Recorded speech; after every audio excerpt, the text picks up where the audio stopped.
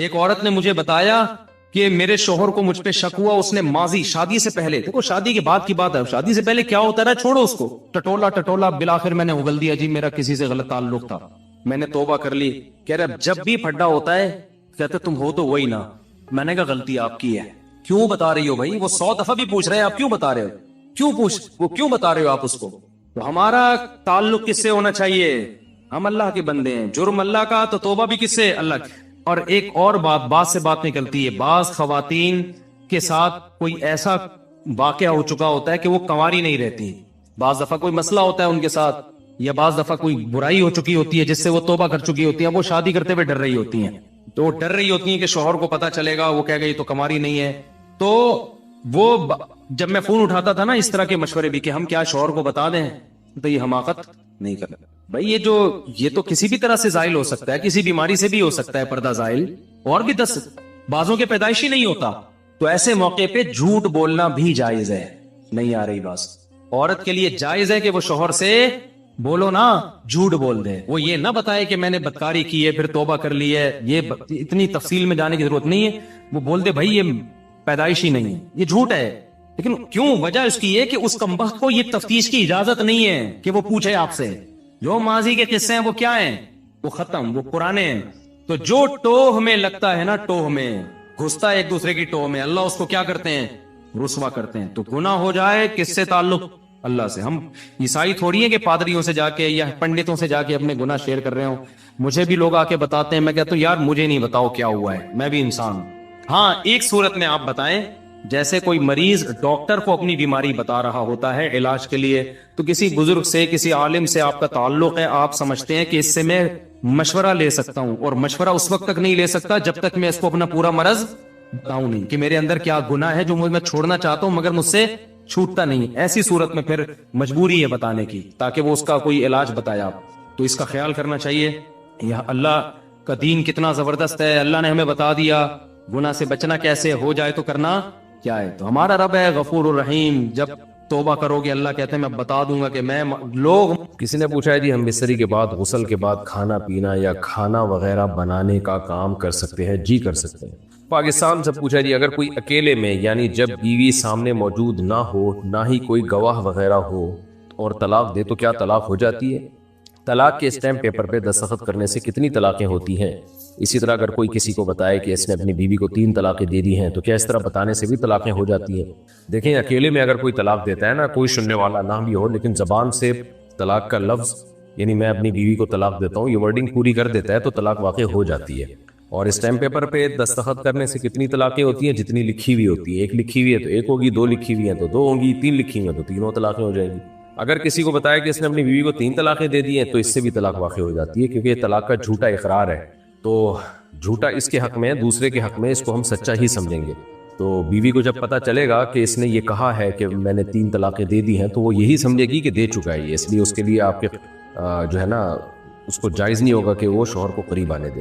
تو اس لیے اگر کسی نے کسی وجہ سے جھوٹا اقرار کرنا ہے تو پہلے 2 آدمیوں کو گواہ بنائے کہ میں نے دی نہیں ہے لیکن میں جھوٹا اقرار کروں گا، تو 2 آدمیوں کو گواہ بنا دے، پھر جھوٹا اقرار کرے کہ میں نے 3 دے چکا ہوں میں ماضی میں، تو پھر وہ جب بیوی کو پتہ چلے گا کہ اس نے یہ اقرار کیا ہے تو یہ 2 آدمی کو گواہ پیش کر دے کہ بھائی میں نے تو اس کو کہا تھا کہ میں نے دی نہیں ہے، میں نے جھوٹا اقرار کیا۔ تو اقرار سے طلاق واقع، جھوٹا اقرار پہ اگر 2 گواہ موجود ہیں آپ کے جھوٹ بولنے پر تو جھوٹ کا گناہ تو ہوگا لیکن اس سے پھر طلاق نہیں ہوگی۔ تو خلاصہ یہ کہ نارملی اگر کوئی اقرار کرتا ہے، جھوٹا اقرار دے نہیں رہا لیکن جھوٹ بولتا ہے کہ میں دے چکا ہوں ماضی میں، تو اس سے بھی ہو جاتی ہے۔ طلاق کا مذاق ہی نہ کیا کرو میرے بھائی۔ انڈیا سے کسی نے پوچھا ہے، گزارش یہ ہے کہ کیا ایک مسلمان لڑکا ایک ہندو لڑکی سے محبت کر سکتا ہے؟ برائے مہربانی تھوڑی سی جانکاری کیجیے، اور اس طرح کی محبت ہو جائے تو کیا کریں؟ جائز نہیں ہے بھائی، آپ کے لیے جو حلال ہی نہیں ہے جو لڑکی، آپ اس سے کیسے محبت کر سکتے ہیں؟ ہو گئی ہے تو اس کو ختم کریں، اور اگر وہ مسلمان ہو جاتی ہے تو آپ اس سے نکاح کر سکتے ہیں، لیکن مسلمان تو وہ اللہ کے لیے ہوگی نا، آپ سے شادی کے لیے تھوڑی ہوگی وہ، تو اس لیے یہ جائز نہیں ہے، حرام ہے، ناجائز ہے۔ پاکستان سے کسی نے پوچھا ہر نماز کے بعد تسبیح فاطمہ یعنی 33 دفعہ سبحان اللہ، 33 دفعہ الحمدللہ اور 34 دفعہ اللہ اکبر پڑھنے کی کیا فضیلت ہے؟ کیا فرض نماز کے بعد سنتیں پڑھ کر گھر واپسی کے دوران یہ کلمات پڑھنے پر بھی مکمل ثواب ملے گا؟ جی، فرض نماز کے بعد نہیں، سنتوں کے بعد، جب نماز مکمل ہو جائے، حدیث میں تو آتا ہے فرض کے بعد، تو مراد اس سے یہ ہے کہ جب فرض کی تکمیل ہو جائے۔ دوسری حدیثوں کو اگر ہم سامنے رکھتے ہیں اس کا مطلب یہ ہے کہ فرائض جن نمازوں کے بعد سنتیں نہیں ہیں ان میں تو فرض کے بعد ہی، جیسے فجر اور عصر میں تو فرض کے فوراً بعد، اور جن نمازوں کے بعد سنتیں ہیں تو ان میں سنتوں کے بعد یہ تسبیحات پڑھیں۔ تو اور جو ہے نبی صلی اللہ علیہ وسلم نے سیدہ فاطمہ رضی اللہ تعالی عنہا کو، اپنی بیٹی کو، یہ تسبیحات بتائی تھی، اور یہ اگر آپ نے اس وقت نہیں پڑھی ہے تو آپ راستے میں پڑھ لیں، گھر آ کے پڑھ لیں، لیکن زیادہ فضیلت وہیں بیٹھے بیٹھے فوراً پڑھنے کی ہے سنتوں کے بعد۔ ہمارے والد صاحب الحمدللہ ہم سے بہت محبت کرتے ہیں، سب کے والد ہی کرتے ہیں بھائی ماشاءاللہ، اور ہم بھی ان سے ماشاءاللہ ماشاءاللہ۔ جیسا کہ آپ پاکستان میں بجلی کے بل کا حال جانتے ہی ہیں، تو جب ہم اکیلے کمرے میں ہوں تو اگر ہم اپنے والد کی محبت میں بجلی بچانے کے لیے پنکھا بند کر کے بیٹھیں تاکہ والد کو کم بل ادا کرنا پڑے، جبکہ ہمارے والد ہمیں خود کہتے ہیں کہ پنکھا چلا لیا کرو، تو ہم اپنے والد کے لیے ایسا کرتے ہیں، کیا یہ بھی کنجوسی کے زمرے میں آئے گا؟ اس کے بارے میں کیا حکم ہے؟ دیکھیں، والد کی مالی حیثیت دیکھی جائے گی، اگر وہ بہت مالدار ہے، ان کے لیے پنکھے ونکھے کا سے چلتے رہنے سے کوئی اثر نہیں پڑتا تو پھر پنکھا چلا لیں، لیکن اگر درمیانے درجے کے ہیں، ان کو بل ادا کرنے میں مشکل ہو رہی ہے، تو پھر والد صاحب اگر کہہ بھی رہے کہ پنکھا چلا لیا کرو تو آپ نہ چلائیں، والد صاحب کا خرچہ بچائیں۔ تو یہ مالی حیثیت پر اس کا مدار ہے کہ والد صاحب کی مالی حیثیت ہے کتنی، تو ان کی جیب پہ بہت بوجھ پڑ رہا ہے تو نہ چلائیں پنکھا، بہت ثواب ملے گا آپ کو اس پہ کہ والد صاحب کا خرچہ بچانے کا۔ پاکستان کے نے پوچھا، اگر کسی کی عشاء کی نماز قضا ہو جائے تو بعد میں وہ شخص قضا ادا کرتے وقت صرف فرض نماز پڑھے گا یا وتر کی بھی قضا کرے گا؟ اگر وتر اس نے پڑھ لیے تھے تو پھر صرف عشاء کی نماز پڑھے گا، وتر نہیں پڑھے گا، اور اگر وتر نہیں پڑھے تھے، عشاء کی نماز بھی رہ گئی، وتر بھی رہ گئے، تو پھر اس کو عشاء بھی پڑھنی پڑے گی اور وتر بھی پڑھنے پڑیں گے، وتر بھی واجب ہے۔ حدیث میں وتر پڑھنے کا آرڈر ہے، آرڈر، حکم، استحباب نہیں ہے، یعنی وتر مستحب نہیں ہے، یہ عام سنتوں کی طرح سنت نہیں ہے۔ محمد احمد انڈیا سے، ملازمین کی تنخواہ شرعی اعتبار سے کم از کم کتنی ہونی چاہیے؟ شریعت نے کوئی معیار متعین نہیں کیا ہے، آپس کی میوچل انڈرسٹینڈنگ سے جو بھی طے ہو جائے۔ باقی جو سیٹھ لوگ ہیں جو ملازم رکھتے ہیں ان کو چاہیے کہ اپنے ملازموں کا خیال رکھیں، ان کو معقول تنخواہیں دیں۔ اللہ تعالیٰ نے ماتحتوں کے ساتھ حسن سلوک کا حکم دیا ہے، اب حسن سلوک کتنا ہے کیا ہے وہ پھر اس کا کوئی لگا بندہ اماؤنٹ کی صورت میں معیار نہیں ہے، تو سیٹھ کو چاہیے کہ اپنے آپ کو اس کی جگہ رکھ کے سوچے کہ میں اگر ملازم ہوتا تو کیا اس تنخواہ میں میں اپنا گھر چلا لیتا؟ تو متعین نہیں کیا ہے شریعت نے، بس یہ آپس کی انڈرسٹینڈنگ سے ہے، جو بھی طے ہو جائے۔ پاکستان سے کسی نے پوچھا، میرے والد نے میرے لیے ماضی میں مکان خریدا اور والدہ کے نام کیا تاکہ میں تابع فرما بردار رہوں۔ والد مرحوم کے انتقال کے بعد والدہ نے چھوٹے بھائی کے لیے والد کے مال سے گھر خریدا، جسے بوقت خرید چھوٹے بھائی کے تقاضے پہ چھوٹے بھائی کے نام کر دیا۔ بعد ازاں میں نے والدہ سے اصرار کر کے ان کے نام جو مکان میری رہائش میں تھا اپنے نام کر لیا۔ میری ایک بہن بھی ہے مکانات میں، اس بہن کے حصے کے حوالے سے رہنمائی فرمائیں۔ دیکھیں، والد نے آپ کی والدہ کے لیے جو مکان خریدا تھا، مکان جو نام کر دیا تھا، تو نام کر کے ان کے قبضے میں دیا تھا یا نہیں دیا تھا؟ قبضے کا مطلب والد صاحب خود نکلتے اور سامان سمیت گھر والدہ کے حوالے کرتے، تو یہ قبضہ کہلاتا ہے شرعی لحاظ سے۔ اس پروسیس کو پورا کیا تھا انہوں نے، تھوڑی دیر کے لیے نکلتے بے شک، تو پھر یہ مکان والدہ کی ملکیت میں ہے، پھر والدہ جس کو چاہے دیں۔ اگر والدہ نے آپ کو دے دیا اور دینے کے بعد قبضہ بھی دیا تو آپ اس کے مالک ہیں، اور والدہ نے، یعنی جب آپ مالک ہیں تو پھر بہنوں کا حصہ نہیں ہے۔ لیکن اگر والد نے یہ مکان والدہ کے نام کیا تھا، خالی اس طرح سے پراپر قبضہ نہیں دیا، بے شک 1 سیکنڈ کے لیے دیا ہو قبضہ، لیکن دیا نہیں اس طرح سے قبضہ، تو پھر بیوی کے نام مکان کرنے سے وہ مکان بیوی کا نہیں ہو جاتا۔ تو ایسی کنڈیشن میں، ایسی صورت میں وہ پھر آپ کے والد ہی کا مکان تھا، چاہے وہ آپ کی والدہ کے نام ہو، تو اس مکان میں وراثت جاری ہوگی، آپ کی بہن کا بھی حصہ ہوگا اس میں، والدہ کے دنیا سے جانے کے بعد، والد کے دنیا سے جانے کے بعد، کیونکہ والد کا مکان تھا۔ اور والدہ نے جو والد صاحب کے پیسوں سے آپ کے دوسرے بھائی کو گھر وغیرہ خرید کے دیا تو یہ بھی غلط کیا، کیونکہ وہ پیسے وراثت کے تھے، تو وہ والدہ نے اگر آپ کے بھائی کو دے دیا ہے خرید کر تو وہ بھی غصب ہی کہلائے گا، آپ کی پرمیشن کے بغیر دیا ہے، تو اس میں بھی پھر آپ وہ پیسے واپس لیں یا اس مکان میں حصے کا مطالبہ کریں، کیونکہ وہ والد کے پیسوں سے تھا، تو اس مکان میں بھی پھر بہن کا حصہ ہوگا، تو یا تو ان کو پیسے دیے جائیں یا اس مکان میں شیئر دیا جائے۔ پاکستان سے کسی نے پوچھا ہے، میری عمر 14 سال ہے، مجھے سوال پوچھنے کا طریقہ بھی شاید نہیں آتا، میں پریشان ہوں، میری ماں کا یار یہ بہت ہی کچھ غیر اخلاقی سا سوال ہے۔ دیکھیں، آپ جو ہے نا ایسی صورت میں جو ہے نا اپنی والدہ سے دور ہو جائیں آپ، اور آپ کسی وہاں کے کسی مولانا صاحب جو صحیح سمجھدار عالم ہو ان سے جا کے مشورہ کریں آپ، تو یہ بہت ہی پرسنل سا معاملہ ہے، اس کو اس طرح اناؤنس کرنا جو ہے مجھے مناسب نہیں لگ رہا، ٹھیک ہے نا، ایسا کر لیں گے۔ رسول زمان شمالی وزیرستان سے، رسول زمان نے اپنی دادی کا دودھ 2 سال سے کم عمر میں پی لیا تھا۔ اچھا بھائی، رسول زمان کی بیوی کی ماں نے، رسول زمان کی بیوی کی ماں یعنی ساس، رسول زمان سے کئی سال پہلے رسول زمان کی دادی کی دودھ 2 سال سے کم عمر میں پی لیا تھا۔ یعنی رسول زمان کی جو ساس ہے وہ اس نے بھی رسول زمان کی دادی کا دودھ پیا اور رسول زمان نے خود بھی اپنی دادی کا دودھ پیا۔ اس کا مطلب رسول زمان کی جو ساس ہے وہ رسول زمان کی بہن بن گئی تھی۔ ٹھیک ہو گیا۔ رسول زمان پر اپنی بیوی حرام ہوگا یا نہیں؟ حرام ہوگی بھائی، اگر یہ گواہوں سے ثابت ہے، یقینی طور پر ہے، تو پھر رسول زمان کے لیے اپنی بیوی سے علیحدگی اختیار کرنا فرض ہے، کیونکہ رسول زمان کی جو بیوی ہے وہ اصل میں اس کی جو ساس ہے نا، جو ساس تو رضائی بہن بن گئی، تو بہن کی بیٹی ہے ہوئی وہ، تو بہن کی بیٹی تو بھانجی ہوتی ہے۔ لیکن یہ ذہن میں رکھیں کہ یہ پتہ کیسے چلا کہ پیا ہے، کیونکہ اگر یہ بچپن سے یا تو مشہور تھا، سب کو پتا تھا کہ رسول زمان کی ساس نے رسول زمان کی دادی کا دودھ پیا اور رسول زمان نے بھی اپنی دادی کا دودھ پیا، یہ بچپن سے سب کو پتا تھا، اگر تو پھر تو یہ نکاح کرنا ہی نہیں چاہیے تھا۔ لیکن اگر بچپن سے یہ بات مشہور و معروف نہیں تھی، اب آپ کی شادی ہو گئی اور اب کوئی اٹھ کے کہتا ہے کہ جی یہ دودھ پیا تھا، تو گواہ طلب کیے جائیں گے۔ ایسے ہی کسی ایک دو کے کہنے سے بات نہیں ہوگی، 2 مرد ہو یا 1 مرد 2 عورتیں، تو اس پہ جو ہے نا مضبوط دلیل سے یہ ثابت ہوگا تو مانا جائے گا، ثابت نہیں ہے تو محض شک کی بنیاد پر آپ کا یہ رشتہ ختم نہیں کیا جائے گا۔ تو اس لیے اب بعض دفعہ ایسا ہوتا ہے، رشتہ طے ہونے لگتا ہے، کوئی شوشہ چھوڑ دیتا ہے اس نے تو فلانی کا دودھ پیا ہے، تو رشتے توڑنے کے لیے، تو ایک عورت کی گواہی سے یہ نہیں مانا جائے گا۔ تو اس میں شک نہ کریں آپ، یہ مسئلہ وہاں کے علماء کے سامنے پیش کریں، جہاں بھی کوئی جن صاحب نے بھی پوچھا ہے، جہاں رہتے ہیں شمالی وزیرستان سے آئیے، وہاں کے علماء سے آپ پوچھیں، وہ باقاعدہ جو مفتیان کرام ہو تو وہ گواہ طلب کریں گے۔ تو جب تک گواہوں سے ثابت نہیں ہوتا، رسول زمان اپنی بیوی سے علیحدگی اختیار نہ کرے اور کوئی شک و شبہ نہ کرے، اس میں وہم نہ کرے۔ لیکن اگر گواہوں سے ثابت ہو جاتا ہے پھر علیحدگی اختیار کرنی پڑے گی۔ پاکستان سے کسی نے پوچھا، میں نے دیکھا ہے کہ بہت سی مائیں اور عورتیں چھوٹے بچے یا نانی کو نہلانے کے بعد یا ویسے کپڑے بدلنے کے لیے بجائے الگ کمرے میں، نانی کو، نانی نہیں لکھا ہوا، کچھ اور لکھا ہوا ہے، دوبارہ سے، میں نے دیکھا ہے کہ بہت سی مائیں اور عورتیں چھوٹے بچے یا بچی کو نہلانے کے بعد یا ویسے کپڑے بدلنے کے لیے بجائے الگ کمرے میں لے جانے کے سب کے سامنے ننگا کر کے بٹھا کے کپڑے بدلنا شروع کر دیتی ہیں، چاہے کوئی بھی پاس بیٹھا ہو، ماموں، چچا، تایا، نانا، دادا، کوئی شرم و حیا نہیں خود کو بھی۔ میں اس بات کو بہت زیادہ مایوب سمجھتی ہوں۔ ویسے تو میں دونوں کے حق میں نہیں ہوں، بچہ ہو یا بچی، لیکن خاص طور پر بچیوں کے معاملے میں یہاں سے ہی تو حیا کا آغاز ہوتا ہے۔ دوسرا، اگر چھوٹے بچے بھائی بہن بھی ہوں تو ان کو بھی کہنا چاہیے کہ باہر جاؤ، اس طرح بچے بھی حیا سیکھیں گے۔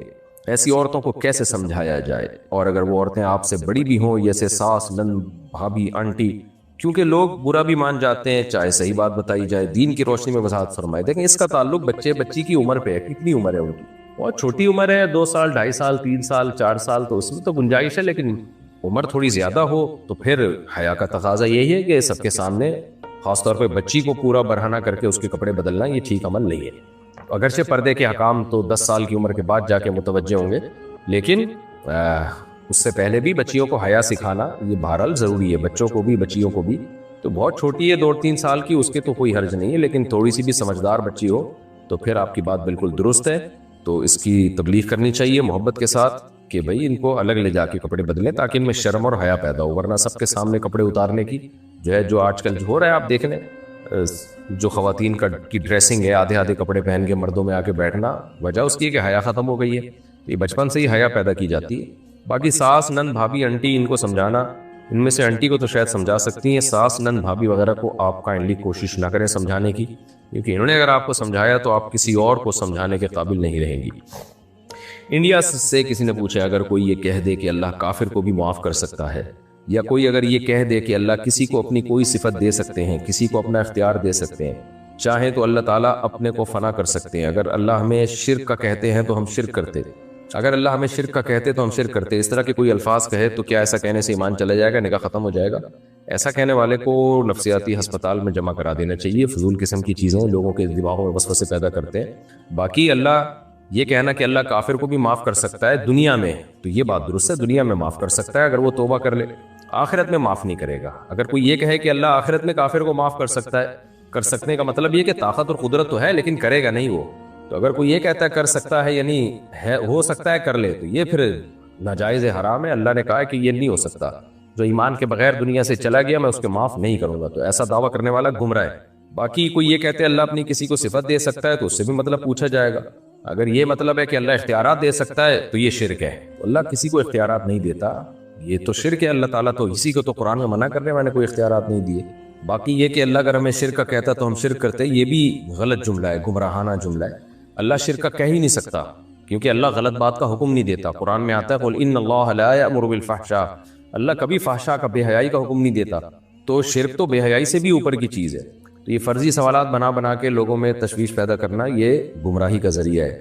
تو باقی نکاح ختم نہیں ہوتا ہے ایسے الفاظ سے. گمراہ ہوگا وہ آدمی, اس کو منع کیا جائے گا. حکومت, کوئی اسلامی حکومت پراپر ہو تو ایسے شخص کے خلاف کیس بھی کیا جا سکتا ہے. پاکستان سے کسی نے پوچھا ہے کہ ایزی پیسہ ایپ میں ایک آپشن ہے جس میں کوئی ٹرانزیکشن کر سکتے ہیں اور بعد میں آپ ادائیگی کریں گے جس کے سروس چارجز ہیں, کیا یہ سود ہے, اور اگر غلطی سے لے لیا ہو تو کیا حکم ہے؟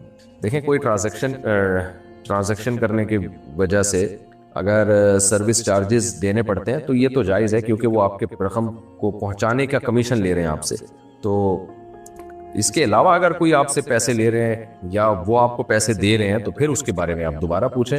اصولی طور پر تو جیسے منی آرڈر میں یہاں سے وہاں پیسے پہنچانے کا کمیشن دیتے ہیں, بینک پیسے کاٹ لیتا ہے کمیشن کے طور پر, چارجز لے رہا ہوتا ہے, تو یہ شرعاً جائز ہے.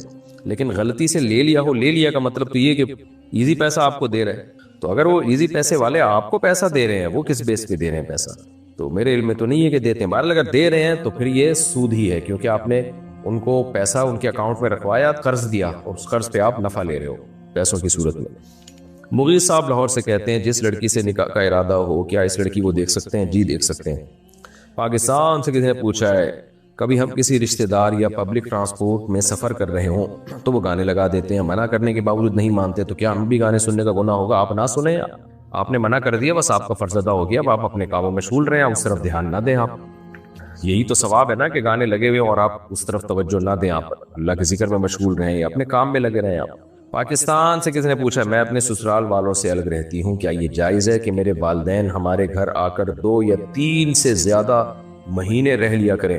وہ جب ہمارے ساتھ رہتے ہیں تو پیسے کے لحاظ سے بھی ہمارے ساتھ تعاون کرتے ہیں تاکہ ہم پر کسی قسم کا بوجھ نہ پڑے, وہ بچوں کو سنبھالنے میں ہماری مدد کرتے ہیں. میرے سسر کا کہنا ہے کہ اس بارے میں فتویٰ ہے کہ بیوی کے والدین کے لیے جائز نہیں کہ وہ 4 دن سے زیادہ بیٹی کے گھر رہیں. دیکھیں, اس کا تعلق آپ کے شوہر سے ہے کہ آپ کے شوہر کو یہ حق حاصل ہے کہ وہ آپ کے والدین کو آپ کے ساتھ نہ رہنے دے.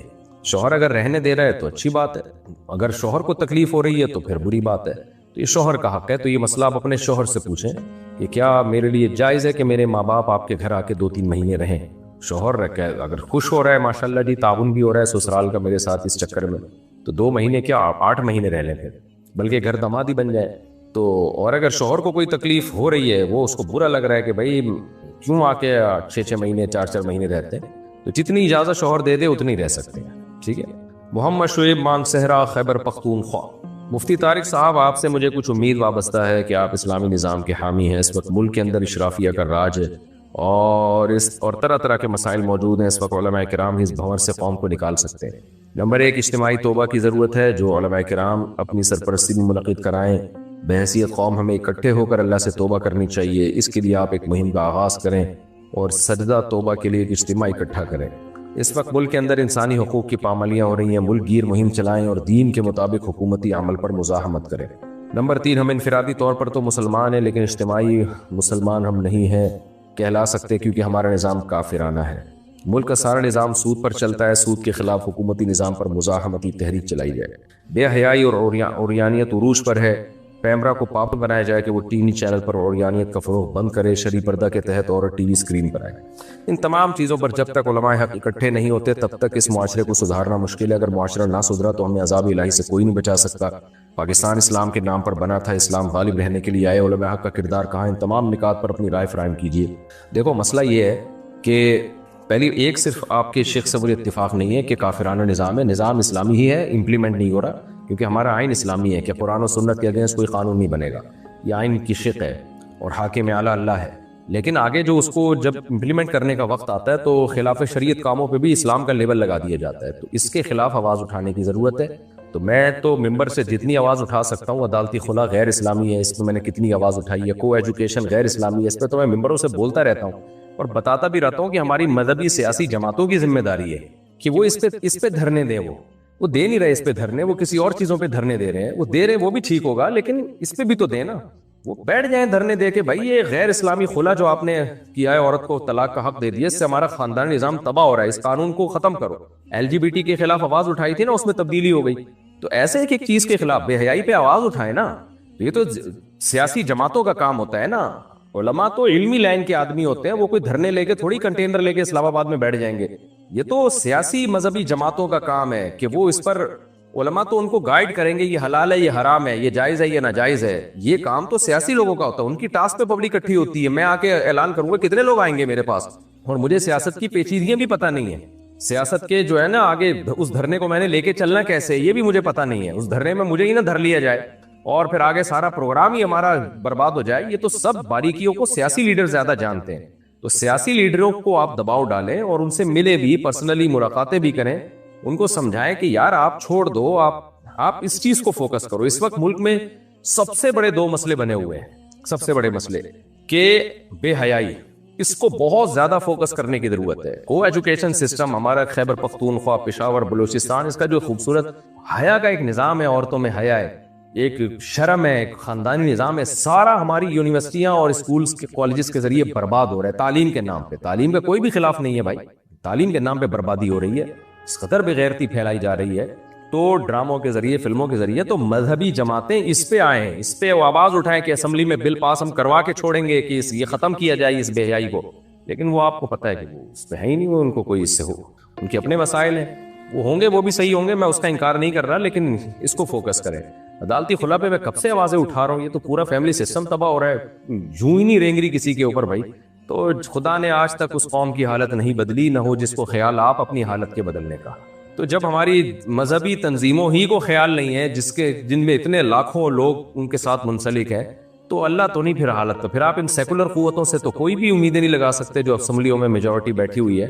ان کو تو اس سے کوئی غرض ہی نہیں ہے کہ اسکول میں, یونیورسٹیوں میں کیا ہو رہا ہے. اب تو لڑکے لڑکیوں کی مکس گیدرنگ اور boy friend girl friend culture سے بڑھ کر نشہ آ گیا ہے یونیورسٹیوں میں. تو بھائی کوئی آواز یہ سیاسی جماعتوں کو بولیں کہ آپ ان کو جو ہے, ہم تو بول رہے ہیں, اب کیمرے میں بھی بول رہے ہیں کہ بھئی آپ اپنے ہدف کو فوکس کریں. آئین آپ کا ساتھ دے رہا ہے, پاکستان کا آئین اسلامی ہے, وہ آپ کا ساتھ دے رہا ہے. آگے جو اسمبلیوں میں قانون بنتے ہیں ان کو ٹھیک کرنے کی ضرورت ہے. ان کو ٹھیک کرنے کے لیے کوئی محنت ہی نہیں ہو رہی, کوئی آواز ہی نہیں اٹھ رہی ہے. تو جب تک آواز بھرپور نہیں اٹھے گی اور آپ جو ہے اس پہ آئین کے اندر رہتے ہوئے آپ اس پہ بھرپور احتجاج نہیں کرو گے, اس وقت تک کچھ بھی نہیں ہو سکتا. تو یہ کام علماء کا نہیں ہے, یہ سیاسی تنظیموں کا. ان کو بنایا اس کام کے لیے گیا ہے, تو جو جس کام کے لیے بنتا ہے وہ کرے گا تو ہوگا, اور جو جس کام کے لیے نہیں ہے تو وہ کہتے ہیں نا کوا چلا ہنس کی چال اور اپنی بھی بھول گیا. تو وہ اگر اس کام میں لگیں گے تو وہ تو اپنے کام کے بھی نہیں رہیں گے, اور ان کے راہ میں رکاوٹیں اتنی رہیں گی, سیاسی جماعتیں ہی رکاوٹیں ڈال دیں گی. ان کو یہ ڈر ہو جائے گا کہ پتہ چل یہ کوئی ایک اور تنظیم تو نہیں بن رہی, کیا کوئی ایک اور سیاسی جماعت تو نہیں بن رہی ہے. تو میں آپ کی ان نکات سے متفق ہوں, لیکن اس کا طریقہ یہ ہے کہ سیاسی جماعتوں کو, اپنے سیاسی لیڈروں کو جا کے کہا جائے کہ یار یہ ہمارے مسائل ہیں, اس پر بات کرو. آپ یہ بات تو کرتے ایک مبہم, کہتے ہیں اسلامی نظام لائیں گے, اسلامی نظام لائیں گے, مبہم بات کر رہے ہیں. بھائی آپ بولو یہ شق غیر اسلامی ہے, آئین میں جو ہمارا لا ہے اس میں یہ شق غیر اسلامی ہے, اس کو ہم نے چینج کرنا ہے. تو جب آپ چند چیزوں کو فوکس کرتے ہو نا تو اس پہ بات ہوتی ہے, اس پہ وہ چینج ہو سکتی ہے. لیکن آپ ایک پورا ہی نظام ہی کو آپ بات کرو گے, پورا نظام اڑا دیں گے ہم, تو یہ تو پھر کچھ بھی نہیں ہوگا. اس کا مطلب آپ کچھ بھی نہیں کرنا چاہتے. جیسے کچھ اسکالرز آ رہے ہیں, وہ کہہ رہے ہیں طاغوت کا نظام ہے, پورا نظام الٹ دینا ہم نے. اس کا مطلب یہ کچھ بھی نہیں کرنا چاہ رہے ہیں, باتیں پھینکنا چاہ رہے ہیں یہ لوگ بیٹھ کے. تو جس کو کچھ نہیں کرنا ہوتا وہ باتیں بہت بڑی کرتا ہے, اور جس کو کچھ کرنا ہوتا ہے وہ فوکس کرتا ہے کہ پہلے اس کو چینج کرنا ہے, پھر ہم نے اس کو چینج کرنا ہے, جو چیزیں غلط ہوں گی ہم نے اس کو چینج کرنا ہے. تو اس لیے آپ کے درد کو میں سمجھتا ہوں, اور لیکن یہ علماء تو ممبروں سے آواز اٹھائیں گے, تحریریں لکھیں گے, اور وہ کر رہے ہیں. تو عوام جو ہے, جو سیاسی لوگ ہیں جن کے دعوت پہ لوگ اکٹھے ہوتے ہیں, وہ تحریک چلائیں اور وہ پبلک کو اکٹھا کریں, دباؤ ڈالیں, اسمبلیوں میں آواز اٹھائیں, تو ہوگا نا. اسپیسیفک چیزوں پہ اس وقت سب سے زیادہ دیکھیں, سود پہ تو پھر بھی کافی حد تک کام ہو چکا ہے الحمدللہ, سپریم کورٹ کا فیصلہ بھی آ گیا, اور کافی حد تک اسلامک بینکنگ آتی چلی جا رہی ہے, سود سے کافی حد تک ملک نکلتا چلا جا رہا ہے. تو اور کم از کم اتنا بھی ہے کہ اب ہر آدمی سود پہ مجبور نہیں ہے, اس کے پاس دونوں آپشن ہے. بھائی یہ سودی بینکاری بھی ہے, اسلامک بینکاری بھی ہے, لیکن بے حیائی پر تو کوئی سوچ ہی نہیں رہا ہے. بے حیائی پہ تو کوئی آواز ہی نہیں اٹھ رہی ہے, کوئی سوچ ہی نہیں رہا ہے اس پہ کہ جو کو ایجوکیشن کے ذریعے اور ٹک ٹاک پہ اور یوٹیوب پہ اور جو کچھ طوفان بدتمیزی ہے کوئی پوچھنے والا ہی نہیں ہے نا. ڈرامے کیسے بن رہے ہیں. ابھی آپ دیکھیں کہ ایک ڈرامہ آ رہا ہے برزخ کے نام پہ, اس میں ہومو سیکسولیٹی کو جو ہے نا لڑکوں سے بتھیلی کو پروموٹ کیا جا رہا ہے. تو ان سب چیزوں پہ ہمیں آواز اٹھانی ہے, اور اس میں سیاسی لوگ زیادہ مؤثر کردار ادا کر سکتے ہیں. علماء تو آواز اٹھائیں گے تو اس سے سوشل میڈیا پہ ہلچل مچے گی, لیکن اسمبلیوں کو دباؤ میں لانا اور ان کو حکومت پہ دباؤ ڈالنا یہ جب تک ممکن نہیں ہے جب تک سیاسی سطح پہ اس پہ آواز نہ اٹھائی جائے. اور اول کوشش تو ہے کہ آرام سے آواز اٹھائی جائے, ان کی توجہ دلائی جائے. بہت دفعہ ایسا ہوتا ہے کہ آپ تمیز سے بھی بات کرتے ہیں تو بہت سے قانون چینج ہو جاتے ہیں, ایک دم اس کو جھگڑے اور پھڈے کی شکل میں نہ لے جایا جائے, اور اگر نہیں ہو رہا شرافت سے تو پھر عوامی طاقت کا استعمال کیا جائے, تو عوام کو ٹاسک دیا جائے. لیکن یہ سیاسی تنظیموں کا کام ہے جو ووٹ لیتی ہیں اور ان کے پاس عوام ہے, عوامی طاقت ہے. فہیم ہاشمی لکھنؤ سے, اگر کوئی مسلمان کسی غیر مسلم کی زمین یا جائیداد پر زبردستی قبضہ کر لے اور اس جائیداد سے فائدہ اٹھا کر غریب مسلمانوں کی مدد کرے تو کیا اسلام میں ایسا کرنا جائز ہے؟ حرام ہے, ناجائز ہے بھائی. حرام مال سے اللہ صدقہ قبول نہیں کرتے ہیں. غیر مسلم کی زمین پر بھی ناجائز قبضہ نہیں کر سکتے آپ, حرام ہے. متحدہ عرب امارات, میں بروکر کے ذریعے ٹریڈنگ کرتا ہوں, مطلب ہمارا پیسہ ہوتا ہے اور ٹریڈنگ وہ کر کے ہمیں پروفٹ دیتا ہے.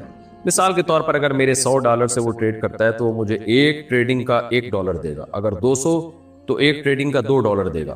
چاہے وہ اس ٹریڈنگ سے جتنا بھی کمائے, جتنی میری انویسٹمنٹ بڑھتی جائے گی اتنا ہی میرا پروفٹ بڑھتا جائے گا. کیا یہ سود میں آتا؟ اگر آتا ہے تو اب کیا کریں, یہ جائز عمل نہیں ہے, حرام ہے. اس کا طریقہ یہ ہے کہ آپ نے $100 دیے تو آپ اس سے کہیں کہ تم جو ٹریڈنگ کرو گے تمہیں جو اس میں پروفٹ ہوگا اس پروفٹ میں اتنے پرسنٹیج میرا ہے, چاہے وہ 1% آپ لے لیں, لیکن پرسنٹیج کے لحاظ سے آپ اس کو طے کریں. یا وہ کوئی چیز خرید رہا ہے اسپیسیفک, تو آپ کہیں یہ تم خریدو گے, اس کو بیچو گے, جب بیچو گے تو اس ایک چیز کے خرید و فروخت کے بدلے میں مجھے اتنا کمیشن چاہیے, وہ متعین کیا بھی جا سکتا ہے. تو اس طرح سے اس کو کسی شرعی دھارے کے اندر لے کر آئیں. ایسا نہیں کر سکتے کہ بس $100 ہے تو آپ نے $1 دینا ہے, 200 دیے تو $2 دینا ہے, یہ جائز نہیں ہے. محمد علی راولپنڈی, جنگ میں قتال کرنے یا نفس کے خلاف جہاد میں سے افضل جہاد کون سا ہے؟ جب لڑائی کے میدان میں ضرورت ہو اور جہاد فرض عین بن جائے تو پھر تو میدان جنگ میں تلوار سے جہاد کرنا ہی سب سے افضل جہاد ہے, جب فرض عین ہو جاتا ہے جہاد. اور جب فرض عین نہ ہو تو لوگ اس کی ضرورت پوری کر رہے ہوں تو پھر حدیث میں جہاد بالنفس کو بھی اعلیٰ جہاد کہا گیا ہے, لیکن خاص جہاد کے لحاظ سے, کیونکہ جہاد کا اصل جہاد جو سے نکلا ہے نا مشقت سے, تو نفس کے خلاف جہاد میں انسان کو پریشانی بہت زیادہ ہوتی ہے, اور ظاہر ہے وہ نفس کے خلاف جہاد جب آپ میدان جنگ میں جہاد کریں گے تو بھی نفس کے خلاف ہی جہاد ہوگا. تو حدیث میں بعض چیزوں کی توجہ دلانے کے لیے فضیلت بیان کی گئی ہے. اس کا مقصد یہ نہیں ہوتا کہ دوسرے عمل کی نفی, بلکہ اس کا مقصد ہوتا ہے جیسے حدیثوں میں آتا ہے کہ جو اللہ کا ذکر کرتا ہے تو ذکر اللہ کی فضیلت جہاد سے بھی زیادہ ہے. حالانکہ باقی حدیثوں سے پتہ چلتا ہے بھائی جہاد کی فضیلت سب سے زیادہ ہے, لیکن نبی نے اس لیے کہ ایسا نہ ہو کہ لوگ ذکر چھوڑ دیں, اس لیے بعض حدیثوں میں آپ نے بعض لحاظ سے ذکر کو فضیلت دی ہے. اس لیے جہاد اصل میں تو اصولی طور پر قرآن و سنت کو ہم سامنے رکھتے ہیں تو ہمیں پتہ چلتا ہے کہ جہاد سے افضل کوئی عمل نہیں ہے. نفس کے خلاف جہاد بھی اس میں داخل ہے, یعنی تلوار والا جہاد تمام جہادوں میں سب سے افضل ہے, یعنی نفس کے خلاف جہاد سے بھی افضل ہے. اصولی طور پر تو قرآن و سنت سے ہمیں یہ پتہ چلتا ہے. البتہ بعض جہاد میں جو ہے بعض جہاد کے لحاظ سے نفس کے خلاف جہاد کو فضیلت دی گئی ہے. تو لیکن اس حدیث کی بیس پہ آپ جب جہاد فرض ہو جائے تو چھوڑ نہیں سکتے آپ اس بیس پہ کہ میں نفس کے خلاف والا جہاد کر رہا ہوں, تلوار والا تم کرو, یہ غلط ہو جائے گا. حنا صدیقی میرٹھ سے, ہماری شادی جب سے ہوئی ہے اکثر کسی نہ کسی بات کو لے کر جھگڑا رہتا ہے. میرا شوہر اکثر مجھے یہ کہہ دیتے ہیں یا میسج کر دیتے ہیں کہ تمہارا میرا سب ختم, تمہارے میرے بیچ اب کچھ نہیں بچا, نکاح تو اب ٹوٹ گیا ہے, نکاح اب مکروہ ہو گیا ہے, تمہارا میرا رشتہ سب نہ کے برابر ہے, بس دنیا کی نظروں میں تم ہو میری بیوی لیکن اللہ پاک کی نظروں میں میری بیوی نہیں ہو, جاؤ جا کے دوسری شادی کر لو. اور ابھی 2 مہینے پہلے میرے شوہر نے کہا جاؤ میں تمہیں طلاق دے رہا ہوں, کل اپنے گھر والوں سے فیصلہ کروا لینا. اس وقت میں ناپاک تھی کیونکہ میری ڈیلیوری ہوئی تھی, 40 دن نہیں ہوئے تھے. اب طلاق کہہ کر بول رہے ہیں کہ کوئی نہیں ہوئی, ہم رجوع کر لیں گے, ایک سے کچھ نہیں ہوتا. لیکن پہلے جو الفاظ انہوں نے استعمال کیے ان کی بھی تو کوئی ویلیو ہوگی. کیا ان الفاظ سے اور ایک بار طلاق کہنے سے ہمارا رشتہ باقی ہے؟ کیا شوہر کو رجوع کا حق حاصل ہے؟ میرے شوہر کویت میں رہتے ہیں, کیا ان کو رجوع کے لیے میرے پاس آنا پڑے گا؟ رجوع سے پہلے کیا ہم لوگ فون یا میسج کے ذریعے بات کر سکتے ہیں؟ ہمارے پاس رجوع کا کتنا وقت ہے؟ دیکھیں آپ کے شوہر نے یہ جو کہا نا میں تمہیں طلاق دے رہا ہوں, اس کا مطلب کیا فیوچر میں دے رہا ہوں یا ابھی دے رہا ہوں؟ اگر ان کی نیت یہ تھی کہ بس ابھی دے رہا ہوں میں, یعنی دے رہا ہوں کا مطلب دے دی ہے, تو پھر تو طلاق ہو گئی. لیکن عام طور پر یہ جو ہے میں طلاق دے رہا ہوں یہ فیوچر کے لیے استعمال ہوتا ہے, یعنی I am going to do this, میں یہ کرنے والا ہوں, تو ایسے موقع پہ طلاق نہیں ہوتی ہے. لیکن جو اس سے پہلے انہوں نے کہا ہے نا کہ ہمارا تمہارا میرا رشتہ ختم اور نکاح اب تو اب ٹوٹ گیا ہے. تو یہ تو رشتہ ختم کا یہ کنایا ہے کہ اس سے نکاح بھی ٹوٹنا مراد ہو سکتا ہے اور مراد نہیں بھی ہو سکتا. لیکن آگے جو وہ کہہ رہے ہیں کہ نکاح تو اب ٹوٹ گیا ہے, تو اس کا مطلب یہ کہ وہ نکاح توڑنے کی نیت سے ہی انہوں نے کہا یہ میرا رشتہ ختم, اور اس پہ آگے بھی قرائن سے ہمیں پتہ چل رہا ہے. تو یہ ان سے پوچھا جائے گا یہ آپ نے کس نیت سے کہا تھا. یہ جو ہے نا تمہارا میرا رشتہ ختم اور نکاح ٹوٹ گیا, یہ الفاظ اس کے قرینہ ہیں کہ وہ ان کی نیت طلاق کی ہے. لیکن دیکھیں اس میں بہتر یہ ہے کہ جب تک آپ کے شوہر کا پورا بیان نہ آ جائے انہوں نے کتنی دفعہ کون سے الفاظ استعمال کیے, کس لفظ میں ان کی نیت کیا تھی, اس وقت تک طلاق کا فتویٰ دینا بہت مشکل کام. تو حنا صدیقی صاحبہ جو میرٹھ سے پوچھ رہی ہیں, میں ان سے یہ کہوں گا کہ آپ اپنے قریبی دارالافتاء میں کسی قریبی مفتی سے کو پورا سوال لکھ کے بھیجیں اور اپنے شوہر کا کانٹیکٹ نمبر بھی ڈالیں اس میں. جیسے آپ نے سوال بھیجا آپ کے شوہر کا کانٹیکٹ نمبر نہیں ہے, تو کوئی بھی مفتی شوہر سے پوچھے گا کہ کس لفظ میں آپ کی نیت کیا تھی اور یہ الفاظ آپ نے کتنی بار استعمال کیے ہیں. اس کے بعد فیصلہ ہوگا کہ طلاق ہوئی ہے یا نہیں ہوئی ہے, ہوئی ہے تو بائن ہوئی ہے یا رجعی ہوئی ہے, پھر ایک طلاق ہوئی ہے کہ دو طلاق ہوئی ہے. تو اس طرح بعض دفعہ شوہر کی نیت نہیں ہوتی, بعض دفعہ ہوتی ہے نیت. مفتی سمجھ رہا ہوتا ہے ان الفاظ میں شوہر کی نیت نہیں ہے لیکن وہ ہوتی ہے. تو اس لیے بہتر یہی ہے کہ آپ یہ سوال دوبارہ یا تو ہمارے ہی پاس لکھ کے بھیج دیں آپ, لیکن پھر ایڈریس پہ پوسٹ کریں, پھر یہ آسک میں نہ بھیجیں آپ. یہ پرسنلی جو طلاق کا مسئلہ یہ آپ پوسٹ کر دیں, جو مفتی طارق مسعود جامع مسجد Alfalahiya block ST 10 sector 10 north Karachi, اس ایڈریس پہ آپ بھیج دیں اور اپنے شوہر کا نمبر ڈال دیں اس پہ, تاکہ ہم شوہر سے فون کر کے پوچھ سکیں کہ آپ نے یہ الفاظ کتنی دفعہ دہرائے ہیں. اصولی طور پر جو مسئلہ ہے وہ یہی ہے کہ تمہارا میرا رشتہ ختم, یہ الفاظ اگر شوہر نے طلاق کی نیت سے کہے ہیں تو ایک طلاق بائن واقع ہو جائے گی, یعنی نکاح اسی وقت ٹوٹ جائے گا ایک طلاق کے ساتھ. اور پھر اس کے بعد اگر عدت کے اندر شوہر نے یہ کہا کہ میں تمہیں طلاق دے رہا ہوں, تو ان کی نیت اسی وقت طلاق دینے کی تھی, تو اس سے دوسری طلاق بھی واقع ہو جائے گی. اور اگر طلاق دینے کی نیت نہیں تھی یا میں طلاق دے رہا ہوں یہ عدت کے بعد کہے ہیں تو پھر ان الفاظ سے کچھ نہیں ہوگا. تو یہ لمبی چوڑی تفصیل ہے جس میں کنفیوژن آپ کو بھی ہوگی, آپ کے شوہر کو بھی ہوگی. تو اس لیے آپ پوری یہی تفصیل آپ لکھ کے اس ایڈریس پہ پوسٹ کر دیں جو میں نے آپ کو بتایا, یا کسی قریبی جو دارالافتاء ہے وہاں آپ پوسٹ کر دیں یا ان سے جا کے پوچھ لیں, اور اپنے ہسبینڈ کا نمبر ڈال دیں اس پہ, تاکہ مفتی آپ کے شوہر سے پوچھ سکے اور اس سوال میں ایڈ کر سکے. تو اس سے یہ فتویٰ دینے میں آسانی ہوگی, یہ کانفیڈنٹلی ایک فتویٰ دیا جا سکے گا. میں اگر کر کے جواب دوں گا نا تو عوام کا کوئی اتنا علم نہیں ہوتا, وہ اگر میں الجھ جائیں گے, اگر یہ تھا تو یوں ہے, اگر یہ تھا تو یہ, تو ایک بحث میں جو ہے نا وہ اور زیادہ ان کی کنفیوژن بڑھے گی. تو جواب لکھ کے دے دیا جائے گا, سوال جب ڈیٹیل سے آئے گا کہ بھئی اتنی طلاقیں ہوئی ہیں یا نہیں ہوئی ہیں, اور ہوئی ہیں کون سی ہوئی ہے اور کتنی ہوئی ہیں. تو عوام کو طلاق کے مسئلے میں اسپیسیفک ایک مخصوص جواب چاہیے ہوتا ہے. پاکستان سے کسی نے پوچھا اگر رشتہ دار ہمارے والدین کے بارے میں نامناسب بات کریں, ان کی غیبت وغیرہ, تو میں کیا کروں؟ ان کی باتیں مجھے اذیت پہنچاتی ہے. آپ کے سامنے جب کوئی آپ کے ٹیچروں کو, آپ کے بزرگوں کو یا آپ کے والدین کو برا کہے تو علماء کہتے ہیں اس وقت خاموش بیٹھنا جائز نہیں ہے, یہ اپنے والدین کے ساتھ ناانصافی ہے, بے مروتی. آپ اس وقت بولیں کہ بھئی آپ غلط بات کر رہے ہیں, ایسا یہ نہیں ہے, یہ غلط ہے, تاکہ وہ آپ کے سامنے برائی نہ کریں. یہ بڑی بے شرمی کی بات ہوتی ہے کہ کسی کے بڑوں کو اسی کے سامنے آپ برا بلا کہنا شروع کر دیں. ہاں کوئی علمی اختلاف ہو یا کوئی اشکال ہو وہ ایک الگ بات ہے, تو اس موقع پر پھر چپ نہیں رہنا چاہیے, آگے سے بولنا چاہیے. انڈیا سے کسی نے پوچھا ہے وضو کرنے کے 10-15 منٹ بعد اگر یاد آیا کہ ہم نے کوئی وضو نہیں دھویا تھا, کیا دوبارہ سے وضو کرنا پڑے گا یا صرف اس عضو کو دھونا کافی ہوگا؟ صرف اس عضو کو دھو لیں آپ, لیکن یہ یقینی طور پہ یاد آئے. یقینی یاد نہیں آیا تو بس وضو ہو گیا. محمد علی فیصل آباد سے, میں اپنے والدین کو کیسے قائل کر سکتا ہوں کہ وہ مجھے عالم دین بننے دیں؟ میرے تمام بھائی ڈاکٹر ہیں اور میرے والدین بھی مجھے ڈاکٹر بنانے کی تلقین کرتے ہیں. میں ذہین طالب علم ہوں اور مجھے ڈاکٹر کے بجائے عالم دین نہیں بننے دیں گے. میری ماں مجھے بلیک میل کریں گی کہ اگر میں نے بات نہ مانی تو وہ فلاں کر لیں گی, اور وہ روئیں گی اور کہیں گی کہ تم مجھے رلانے کے گناہگار ہو رہے ہو. تو میں صورت میں کیا کروں؟ انہیں کیسے قائل کیا جائے؟ وہ عالم دین بننے میں اپنی بے عزتی محسوس کریں گی. میں نے FSC کر لیا, رہنمائی فرمائیں. دیکھیں اولاد پر اس معاملے میں زبردستی جائز نہیں ہے. کوئی ڈاکٹر بننا چاہتا ہے تو ماں باپ اس کو زبردستی عالم نہیں بنا سکتے, کوئی عالم بننا چاہتا ہے تو ماں باپ اس کو زبردستی ڈاکٹر نہیں بنا سکتے, کوئی تجارت کرنا چاہ رہا ہے تو ماں باپ اس کو زبردستی پڑھائی میں نہیں لگا سکتے. تو بشرطے کہ سمجھدار ہو جائے بچہ. ایک تو ہوتا ہے نا بچہ بے وقوف ہے تو ماں باپ اس کو فورس اس لیے کر رہے ہیں کہ حماقت میں کوئی الٹا کام نہ کر لے, وہ ایک الگ بات ہے.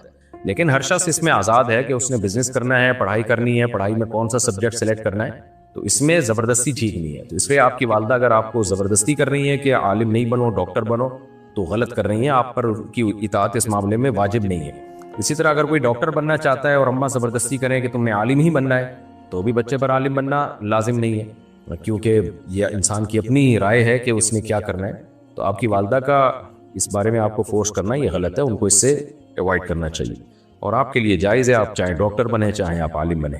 پاکستان سے کسی نے پوچھا 8 سال پہلے میرا ایکسیڈنٹ ہوا تھا, میں بیڈ پر ہوں, خود سے کھا بھی نہیں سکتا, گھر والوں کی طرف سے بہت اذیت میں ہوں, میرا کیا حل ہے, کیا میں خودکشی کر سکتا ہوں؟ نہیں بھائی, خودکشی حرام ہے, ناجائز ہے. خودکشی کر کے آپ بیڈ سے اٹھیں گے نہیں, جہنم کے بیڈ پہ لیٹ جائیں گے آپ جا کے, اللہ بچائے سب کو. اس لیے خودکشی کا کوئی راستہ نہیں ہے. باقی اللہ تعالیٰ آپ کے گھر والوں کو ہدایت دے, وہ آپ کی خدمت کریں, آپ کی کیئر کریں, یہ میں دعا کرتا ہوں, اور اللہ جلد سے جلد آپ کو شفا عطا فرمائے. اور اس بیماری میں آپ کے گناہ معاف ہو رہے ہیں, آخرت میں آپ کے درجات بلند ہو رہے ہیں اگر آپ صبر کریں گے. ایوب علیہ السلام کی تو پوری زندگی بیماریوں میں گزری ہے. جب اللہ بیماری مسلط کر دے کوئی بھی تو اس میں صبر کریں, اور یہ سوچیں کہ میرے پاس تو کوئی اعمال ہے نہیں, یہی ایک عمل ہے صبر کا جس پہ میری شاید بخشش ہو جائے. لیکن نماز کی آپ نے پابندی کرنی ہے. زہیب مردان سے, میری خالہ کا گھر پشاور میں ہے, میری خالہ کے والدین یعنی میرے نانی وفات پا چکے ہیں, اور میری خالہ کے شوہر بھی وفات پا چکے ہیں, اور میری خالہ کے 3 بہنیں اور ایک بھائی ہے جو ان کے بعد فوت ہوئے. جن خالہ کے نام یہ گھر تھا وہ سب سے پہلے فوت ہوئی تھیں, اور ان کے بچے بھی نہیں تھے, تو ان کی تقسیم کے بارے میں رہنمائی فرمائے. بھائی جو سب سے پہلے فوت ہوئی تھی نا, تو ان کے وارثوں کی تفصیل لکھ کے بھیجیں گے تو میں بتاؤں گا نا, پھر اس کے بعد کون کون فوت ہوتا رہا. تو آپ یہ سوال جو پرسنل نوعیت کا وراثت کا سوال ہے تو وہ آپ اسی طرح جو ایڈریس میں بتاتا ہوں, مفتی طارق مسعود, بلاک جامع مسجد Alfalahiya, block SC 10 sector 10 north Karachi, اس ایڈریس پہ آپ پوسٹ کر دیں اور نمبر بھی ڈال دیں. تو پھر اس میں جو ہے نا یہ سوال میں یہ چیزیں ایڈ کرنی پڑیں گی کہ کس کا انتقال پہلے ہوا, جب انتقال ہوا تو اس وقت ان کے وارثین میں سے کون کون تھا, پھر ان وارثین میں سے کس کا کس ترتیب سے انتقال ہوا, اس کے بعد جواب لکھنا ہمارے لیے ممکن ہوگا. اس سے پہلے جواب بتانا ممکن نہیں ہے. ارسلان صاحب راول پنڈی سے, مفتی صاحب میری ماموں کی بیٹی سے میری بات طے ہوئی ہے, صرف بات ہوئی ہے, نہ منگنی ہوئی نہ نکاح ہوا, مجھے ابھی وہ پسند نہیں ہے, مجھے ابھی خالہ کی بیٹی اچھی لگتی ہے اور میں بھی اس کو اچھا لگتا ہوں. اچھا بھائی, ہم دونوں ایک دوسرے کے ساتھ پیار بھی کرتے ہیں. بھائی کیا کرتے ہو, محبت کرتے ہیں, تو اپنی ماموں کی بیٹی کے ساتھ جو بات ہوئی تھی ختم کرنا چاہتے ہیں, تو اس بارے میں کیا حکم ہے؟ ختم کر دیں بھائی, وہی کوئی بات طے نہیں ہوئی نا, تو ابھی تو بات ابتدائی مرحلے میں تھی, تو ختم کر دیں. اور خام میں اس ماموں کی بیٹی کو دھوکے میں اندھیرے میں نہ رکھیں. آپ لڑکیوں کے جذبات سے لڑکے کھیلتے ہیں آج کل, تو آپ اپنی خالہ کی بیٹی پسند ہے تو بس وہاں پہ ہاں بھیج دیں, اور یہ پیار ویار کی باتیں چھوڑ دیں کہ ہم دونوں ایک دوسرے کو پیار کرتے ہیں, محبت کرتے ہیں, تو چھوڑ دیں یہ باتیں کرنا بھی غلط ہے. یہ بس آپ جائیں پیغام بھیجیں اپنی خالہ کے ابا کو, یعنی خالو کو, ہاں ہو جائے تو ٹھیک ہے, نہیں ہو جائے تو بس پھر دماغ ہٹا دیں یہاں سے. پاکستان سے کسی نے پوچھا ہے, میں اپنی پسند سے شادی کرنا چاہتا ہوں, میری عمر 18 سال ہے, میرے گھر والے راضی نہیں ہو رہے, تو مجھے اس صورت میں کیا کرنا چاہیے؟ آپ اپنی پسند سے شادی کرنا چاہتے ہیں تو کر لیں. باقی یہ کہ 2 چیزوں کا خیال کریں, شادی آپ کے خرچے پہ ہوگی, گھر والوں پر یہ لازم نہیں ہے کہ وہ اپنے خرچے پہ آپ کی شادی کریں. تو اگر 18 سال میں آپ کی کوئی سورس آف انکم نہیں ہے تو آپ پھر اپنے والدین پر دباؤ نہیں ڈال سکتے کہ میری شادی کریں. محبت سے کہہ سکتے ہیں, مان جائیں تو ٹھیک ہے, نہیں مانے تو آپ فورس نہیں کر سکتے ان کو. ایک بات, اگر والدین اپنے خرچے پہ آپ کی شادی کر رہے ہیں تو پھر ظاہر ہے پسند بھی والدین کی ہوگی, وہ والدین بولیں انویسٹمنٹ ہماری اور پسند تمہاری. تو انسان جب اپنے خرچے پہ کوئی کام کرتا ہے تو پھر اپنی مرضی پہ کرتا ہے, ماں باپ کے خرچے پہ کر رہا ہے تو پھر ماں باپ کو آپ کو راضی کرنا پڑے گا. ویسے تو میں ماں باپ کو یہی کہتا ہوں کہ والدین اپنے خرچے پہ بھی آپ کی شادی کر رہے ہو تو آپ کی پسند کا خیال کریں, ترغیب تو میں یہی دیتا ہوں. لیکن ظاہر ہے میں زبردستی کیسے کوئی ان پہ کر سکتا ہے, وہ کہتے ہیں ہمارا پیسہ خرچ ہو رہا ہے تو اپنی مرضی سے لا رہا ہے, تو پھر اپنی مرضی سے اپنے خرچے پہ ہوتی ہے شادی. اور تیسری بات یہ ہے کہ بہتر یہی ہے کہ جہاں والدین چاہتے ہیں وہاں شادی کریں, بشرطے کہ اس میں کوئی بڑی خرابی نہ ہو. تو لیکن اگر آپ کو والدین کی چاہت پہ بالکل بھی دل مائل نہیں ہے تو پھر ماں باپ کے لیے بہرحال جائز نہیں ہے کہ وہ بیٹے کو زبردستی کسی سے شادی پر مجبور کریں. اگر وہ کرتے ہیں تو پھر گناہگار ہوں گے. پاکستان سے کسی نے پوچھا ہے, مسئلہ یہ ہے کہ ایک مسجد بنی ہوئی ہے اور اس مسجد کے پاس میں امام صاحب کے لیے روم بنا ہوا ہے, اور اسی روم میں بیت الخلاء اور باتھ روم بھی ہے, اور یہ کمرہ مسجد کے اگلے حصے میں جہاں اگلی صف ہوتی ہے اس کے قریب میں کمرہ ہے, اور اس کمرے کے بازو میں وضو خانہ ہے, نمازیوں کے لیے باتھ روم وغیرہ ہیں. دریافت یہ کرنا ہے کہ اس روم میں امام صاحب اپنی فیملی کو لے کر رہ سکتے ہیں یا نہیں. بھائی وہ روم مسجد سے باہر ہے نا, مسجد کے حدود میں داخل تو نہیں ہے, تو امام صاحب اپنی فیملی کو لے کے وہاں رہ سکتے ہیں. البتہ بعض مسجدوں میں نے دیکھا ہے کہ واش روم مسجد کے بالکل ساتھ ہوتا ہے اور دروازہ واش روم کا ڈائریکٹ مسجد کے اندر کھل رہا ہوتا ہے. یہ تو غلط ہے, یہ تو بے ادبی ہے, مسجد کی بدبو آئے گی, اس میں اسمیل آ بھی رہی ہوتی ہے. تو بالکل جو ہے نا جہاں نمازیوں کی جگہ ہے مسجد کی اسی کے ساتھ بیت الخلاء کا دروازہ ہے اور وہ دروازہ مسجد کے اندر ہی کھل رہا ہوتا ہے. تو پیاز، کچا پیاز کھا کے آنے کی اجازت نہیں دی جا رہی ہے مسجد میں، اور وہاں اتنی بدبو ہے، پوری پبلک ٹوائلٹ بنایا ہوا ہے اس کو، اور اس کے دروازہ بھی مسجد کے اندر کھل رہا ہے. بہت غلط ہے. تو اس میں یا تو 24 گھنٹے ایگزاسٹ چل رہا ہو جو بدبو کو اس طرف آنے ہی نہ دے. تو اگر ایسا نہیں ہے تو پھر امام صاحب رہ سکتے ہیں اپنی فیملی کے ساتھ، کوئی حرج نہیں ہے. لیکن واش روم کا کسی بھی طرح سے کوئی بھی کھڑکی یا کوئی بھی دروازہ مسجد کی اندر کی طرف نہیں کھلنا چاہیے، یہ شرط ضروری ہے. کراچی سے کسی نے پوچھا ہے کیا باپ اپنی شادی شدہ بیٹی پر ہاتھ اٹھا سکتا ہے جبکہ بیٹی نے ایسی کوئی بات نہیں کی ہے جس پر ہاتھ اٹھایا جائے یا مارا جائے؟ شریعت اس بارے میں کیا کہتی ہے؟ بھائی اگر بیٹی نے کوئی ایسا کام نہیں کیا ہے تو پھر باپ کا ہاتھ اٹھانا ناجائز ہے، برا ہے، ظلم میں آئے گا. اور خاص طور پہ جب بیٹی کی شادی ہو گئی، بڑی ہو گئی ہے وہ بیٹی، تو یہ تو اور زیادہ معیوب حرکت ہے. تو اب یہ ہے کہ بیٹی نے کیا کہا ہے، کیا بات کی ہے، یہ تو جب تک پوری سچویشن میرے سامنے نہیں آئے گی تو میں یقینی طور پہ کسی خاص صورتحال میں، کسی خاص واقعے میں کوئی کمنٹ نہیں کر سکتا. نارملی میں ایک عام اصول اور ضابطے کی بات کر رہا ہوں. البتہ بیٹی کو بہرحال چاہیے کہ برداشت کرے. یہ باپ کا مقام، ماں اور باپ دونوں کا مقام اللہ نے بہت بڑا بنایا ہے. تو اپنے بڑوں کی طرف سے اگر کبھی ظلم زیادتی بھی ہو جائے تو اس کو برداشت کرنے میں ہی عافیت ہے. ویسے بھی شادی شدہ اس نے رہنا ہی اپنے شوہر کے ساتھ ہے، تو وہ بہرحال یہی کوشش کرے کہ باپ کے ساتھ بد کلامی اور بد تہذیبی نہ کرے. عمر رشید کشمیر سے، میرے دوست کا کہنا ہے کہ صحابہ کرام یعنی خلفائے راشدین کی فضیلت کے لحاظ سے اہل سنت والجماعت کے ہاں جو درجہ بندی پائی جاتی ہے وہ قرآن و حدیث سے ثابت نہیں ہے. لہذا اگر کوئی حضرت علی کو افضلیت کے لحاظ سے پہلے نمبر پر سمجھتا ہے تو بھی ایمان میں کوئی فرق نہیں آئے گا. اس میں رائے کا اختلاف ہو سکتا ہے، رہنمائی فرمائیں. غلط بات ہے. قرآن و سنت سے بہت وضاحت کے ساتھ یہ بات ثابت ہے. دیکھیں حدیث سے جو بات ثابت ہے تو قرآن نہیں کہا ہے نا اطیعوا اللہ و اطیعوا الرسول، رسول کی اطاعت کرو. تو حدیث سے جو بات ثابت ہے وہ بھی قرآن ہی کے کہنے سے ثابت ہے. اس لیے نبی صلی اللہ علیہ وسلم سے، صحابہ کرام سے، تابعین سے، اہل سنت والجماعت کا اس پر اجماع ہے کہ، اور حدیث میں آتا ہے امت گمراہی پہ جمع نہیں ہو سکتی. تو اہل سنت والجماعت ہی اس سے مراد ہے. 72 فرقوں میں جو 73 میں جو ایک جنتی ہوگا نا وہ اہل سنت والجماعت ہے. تبھی اس پر میں کئی بار بیان کر چکا ہوں، بہت سارے دلائل دے چکا ہوں، اب اس کی ڈیٹیل میں نہیں جاؤں گا. تو اہل سنت والجماعت کا اس مسئلے پر اجماع ہے کہ سب سے پہلا مقام ابو بکر کا، پھر عمر کا، پھر عثمان کا، پھر علی کا رضی اللہ عنہم اجمعین. ہاں یہ ضرور ہے کہ حضرت علی کو کوئی باقی تینوں خلفاء پہ ترجیح دے تو کافر نہیں ہو جائے گا، وہ اس سے رہے گا مسلمان. مگر یہ کہ ہے یہ گمراہی والی بات، یہ اختلاف رائے کی اس میں اجازت نہیں ہے. کیونکہ اللہ کے نبی نے بہت وضاحت، سب سے پہلی بات اپنے مصلی پہ نبی نے آخری وقت میں کس کو کھڑا کیا؟ تو ابو بکر کو کھڑا کیا. کتنی واضح احادیث ہیں اس بارے میں. دوسرے حضرات چاہتے تھے کہ نہیں عمر کو آگے کر دیں، فرمایا نہ ابو بکر.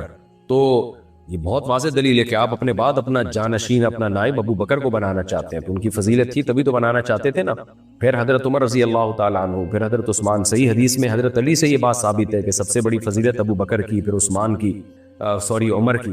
تو یہ اور اجماع بذات خود ایک مضبوط دلیل ہے. قرآن کہتا ہے کہ وَمَن يَتَّبِعْ سَبِيلَ غَيْرِ الْمُؤْمِنِينَ نُوَلِّهِ مَا تَوَلَّى وَمَن يُشَاقِقِ الرَّسُولَ مِن بَعْدِ مَا تَبَيَّنَ لَهُ الْهُدَى وَيَتَّبِعْ غَيْرَ سَبِيلِ الْمُؤْمِنِينَ نُوَلِّهِ مَا تَوَلَّى وَنُصْلِهِ جَهَنَّمَ. کہ جو اللہ رسول کی مخالفت کرے گا اور مومنین کے راستے کو چھوڑے گا، تو مومنین سے کون مراد ہیں؟ اہل اسلام، مسلمان، اہل سنت والجماعت. تو جو ان کے راستے کو چھوڑے گا تو جہاں جائے گا ہم اس کو جانے دیں گے. اس سے پتہ چلتا ہے کہ آپ کو عامت المسلمین کے راستے کو چھوڑنے کی اجازت نہیں ہے. تو عامت المسلمین جو امت کے سلف خلف چلتے آئے ہیں ان کا راستہ تو یہی ہے کہ سب سے پہلا مقام ابو بکر کا، پھر عمر کا، پھر عثمان کا، پھر علی کا رضی اللہ عنہم اجمعین. البتہ یہ بات ضرور ہے کہ سیدنا علی ابن ابی طالب رضی اللہ تعالیٰ عنہ کے کچھ جزوی فضائل ہیں جو بقیہ اصحاب میں نہیں تھے. وہ جزوی فضائل کے ہم قائل ہیں. آپ داماد رسول تھے، آپ جو ہیں نبی صلی اللہ علیہ وسلم سے نسب میں سب سے زیادہ قریب تھے، اور آپ جو ہے شجاع اور بہادری میں دوسرے اصحاب پر آپ کو فضیلت ہے، علم میں دوسرے اصحاب پہ آپ کو فضیلت حاصل ہے. مسروق الاجدع بہت بڑے تابعی ہیں.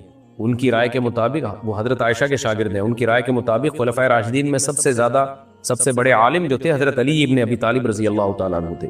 تو یہ جزوی فضائل یقیناً ثابت ہیں سیدنا علی رضی اللہ تعالیٰ عنہ کہ آپ صلی اللہ علیہ وسلم نے فرمایا تمہاری میری نسبت ایسے ہے جیسے موسیٰ کی ہارون سے نسبت تھی. فرق یہ ہے کہ میرے بعد کوئی نبی نہیں ہے. یہ بہت بڑی بات ہے. لیکن اس طرح کی فضیلت حضرت عمر کے بارے میں بھی ہے. لو کان بعدی نبی لکان عمر، میرے بعد نبی ہوتا تو عمر ہوتے. یہ فضیلت اس جیسی حضرت ابوبکر کے بارے میں بھی ہے. نبی نے فرمایا لو کنت متخذا خلیلا لاتخذت ابا بکر خلیلا، کہ خلیل میں کسی کو بناتا تو ابو بکر کو بناتا. خلیل انتہائی گہری دوستی کو کہتے ہیں. تو اللہ کے نبی نے فرمایا میرا خلیل صرف اللہ ہے. اگر اللہ مجھے خلیل بنانے کی اجازت دیتا نا تو ابو بکر کو بناتا. یعنی اللہ کے بعد آپ صلی اللہ علیہ وسلم اپنے لیے کسی کو منتخب کر رہے ہیں تو ابو بکر کو کر رہے ہیں. یہ کتنی بڑی فضیلت ہے. تو اس لیے جو ہے اہل سنت والجماعت کا موقف اس بارے میں بہت مضبوط ہے, اور اجماع سب سے بڑی دلیل ہوتی ہے, اجماع امت. باقی اس سے کسی مسائل میں کسی سے بحث نہ کریں. کوئی اگر کہتا ہے حضرت علی کی فضیلت ہے تو اس کی رائے ہوگی, اس کو چلنے دیں اس پر. آپ اسی رائے کو اختیار کریں جو اجماعی رائے ہے اہل سنت والجماعت کی.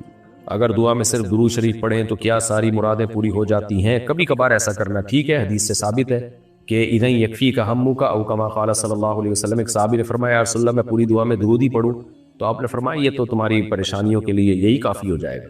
لیکن عام معمول صحابہ کا, تابعین کا, خود نبی کا کیا تھا بھئی, دعائیں مانگتے تھے جو مخصوص دعائیں ہوتی تھیں. تو اس لیے کبھی کبھار اگر کوئی دعا میں صرف درود شریف ہی پڑھ لے اس حدیث کی بیس پہ تو ٹھیک ہے. لیکن عام معمول کیا ہے کہ پہلے اللہ کی حمد و ثنا ہو, پھر درود ہو, پھر اپنی جو بھی آپ نے دعائیں مانگنی ہیں وہ دعائیں الگ الگ دعائیں مانگیں آپ کو. میں ایک فاؤنڈیشن سے قرضہ لے رہی ہوں 10 لاکھ روپے, جس سے مکان کی تعمیر کروں گی اور پھر ان کو کرایہ دینا ہوگا اور ساتھ میں قرض بھی واپس کرنا ہوگا قسطوں میں. کیا ایسا کرنا جائز ہے؟ اچھا جی, 10 لاکھ روپے آپ لے رہی ہیں, آپ اس 10 لاکھ سے مکان تعمیر کریں گی, پھر اس مکان کا ان کو آپ کرایہ بھی دیں گی اور قرضہ بھی دیں گی تو قسطوں میں. تو کیا یہ جائز ہوگا؟ دیکھیں جب آپ نے قرضہ لے کے مکان بنایا تو وہ مکان تو آپ کا ہے, تو آپ کس بیس پہ ان کو کرایہ دے رہی ہیں؟ یہ تو سود ہی ہو گیا نا سیدھا سیدھا, کہ قرضہ بھی واپس کر دیا اور کرایہ الگ سے گریوی میں, تو یہ خالص سود ہو گیا. اس کا طریقہ یہ ہے, اس کا تدبیر یہ ہو سکتی ہے کہ آپ ان سے قرضہ نہ لیں. آپ انویسٹر سے کہیں کہ 10 لاکھ روپے مجھے دیں, میں آپ کے لیے مکان بناتی ہوں, وہ مکان کے مالک آپ ہو گئے, اور پھر جو ہے ایک الگ ایگریمنٹ کے تحت اس مکان میں رہنا شروع کر دیں اور ان کو کرایہ دینا شروع کر دیں. ٹھیک ہے نا, ان کو کرایہ دیں تو مکان کے مالک وہ ہوں گے جو انویسٹر ہیں. مکان کو نقصان ہو گیا, حادثہ ہو گیا, خراب ہو گیا, تو ان کا نقصان ہوگا, آپ کا نہیں ہوگا. اس کی ریپیئرنگ وغیرہ بھی ان کے ذمہ ہوگی, آپ کے ذمہ نہیں ہوگی, جیسے کہ مالک مکان اور کرایہ دار کا ایگریمنٹ ہوتا ہے. اور پھر بعد میں جب اللہ تعالیٰ آپ کو 10 لاکھ روپے کا آپ کے لیے یعنی جب آپ کو جو ہے نا انتظام ان کے لیے ہو, یعنی آپ کے لیے 10 لاکھ روپے کا انتظام ہو جائے, تو پھر آپ الگ سے ایک معاہدہ کر لیں کہ بھئی یہ مکان ہم آپ کو بیچ رہے ہیں اتنے لاکھ میں. تو جو انویسٹر ہے اس کو یہ جائز ہوگا کہ 10 لاکھ بھی قیمت لگا سکتا ہے, وہ 15 لاکھ بھی قیمت لگا سکتا ہے, وہ 20 لاکھ بھی لگا سکتا ہے. تو نئے معاہدے کے تحت آپ اس کو مکان بیچ دیں, اس سے مکان خرید لیں, بیچنا نہیں خریدنا. تو آپ نے مکان خرید لیا تو اب وہ آپ کا ہے اور ان کو پیسے واپس مل گئے. لیکن یہ دو معاہدے آپس میں مشروط نہیں ہونے چاہیے. یعنی ایسا نہ ہو کہ انویسٹر کہے کہ میں 10 لاکھ میں آپ کو مکان بنا کے دے رہا ہوں, یا آپ 10 لاکھ روپے لیں اور میرے لیے مکان بنائیں, اس شرط کے ساتھ کہ بعد میں آپ نے یہ مکان مجھی سے لازمی آپ نے خریدنا بھی ہے. تو یہ معاہدہ دو آپس میں جب اس طرح ہو جائیں گے یہ جائز نہیں. الگ الگ رکھیں ان کو. تو آسان کر کے دوبارہ سمجھا دیتا ہوں کہ جو آپ نے مسئلہ پوچھا یہ تو بالکل حرام اور ناجائز ہے. اس کی جائز صورت یہ ہو سکتی ہے کہ جو 10 لاکھ روپے آپ کو دے رہے ہیں آپ ان سے 10 لاکھ لیں, لیکن قرض کے طور پہ نہیں, آپ ان سے امانت کے طور پہ لیں, وکالت کے طور پہ لیں, اور کہیں کہ اس 10 لاکھ کا ہم آپ کے لیے مکان خرید رہے ہیں, آپ مالک ہو گئے, میں صرف اس میں رہوں گی اور آپ کو کرایہ دوں گی. یہاں تک ہو گیا معاملہ بالکل صاف. پھر آپ اس میں رہنا شروع کریں.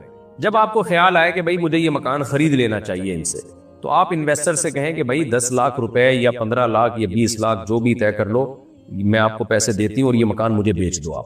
تو اس وقت ان کی مرضی ہے بیچیں نہ بیچیں, اور 10 لاکھ میں بیچیں یا 20 لاکھ میں بیچیں. تو اگر وہ 10 لاکھ میں بیچ دیں تو اچھی بات ہے, ان کو 10 لاکھ بھی مل گئے اور آپ کو مکان بھی مل گیا اور ان کو کرایہ بھی الگ سے غریبی میں مل گیا. تو یہ اس طرح سے جائز ہوگا یہ معاملہ. آپ صلی اللہ علیہ وسلم کی کتنی بیٹیاں تھیں؟ پوری امت کا اس پر اجماع ہے. خود شیعوں کی کتابوں میں لکھا ہوا ہے کہ آپ کی 4 بیٹیاں تھیں, اور قرآن سے بھی ثابت ہے کہ آپ کی بیٹیاں 1 سے زیادہ تھیں, بلکہ 2 سے بھی زیادہ. قرآن نے بنات کا لفظ استعمال کیا, یا ایھا النبی, سورہ حجاب میں آپ دیکھ لیں, اے نبی قل لازواجک, اپنی بیویوں سے کہیں. تو عربی میں جمع کا لفظ کم سے کم 3 پر اطلاق ہوتا ہے. تو اس سے پتہ چلتا ہے قرآن کی اس آیت سے آپ کی بیویوں کی تعداد 2 سے زیادہ تھی. قل لازواجک وبناتک, اپنی بیٹیوں سے کہیں.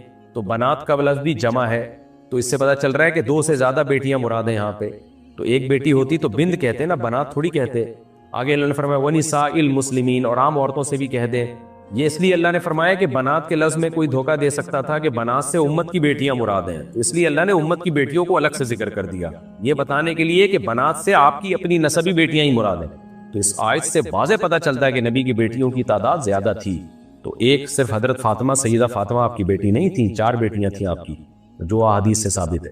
میری منکوہا کے گھر والے اگر مجھے کہیں قرآن پر پاک پر ہاتھ رکھ کر کہیں کہ قسم کھاؤ کہ اپنے بہن بھائیوں سے تعلق ختم کر دو گے تو ہم رخصتی دیں گے ورنہ نہیں، تو ایسے لوگوں کا کیا حکم ہے جو قرآن پاک کو بیچ میں لاتے ہیں رشتے توڑوانے کے لیے؟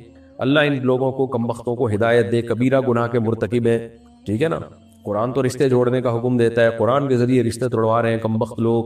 یہی کہہ سکتا ہوں فی الحال میں اس چینل پہ، اس سے زیادہ میں گالیاں دے نہیں سکتا، چینل کے بھی کچھ آداب اور تقاضے ہوتے ہیں۔ شیخ غفران صاحب کہتے ہیں مہاراشٹر سے، میں ایڈوکیٹ ہوں اور ہمیں عدالت میں جج کے سامنے جھکنا پڑتا ہے، کیا کسی کے سامنے جھکنا شریعت میں منع ہے؟ جی بھائی، شریعت میں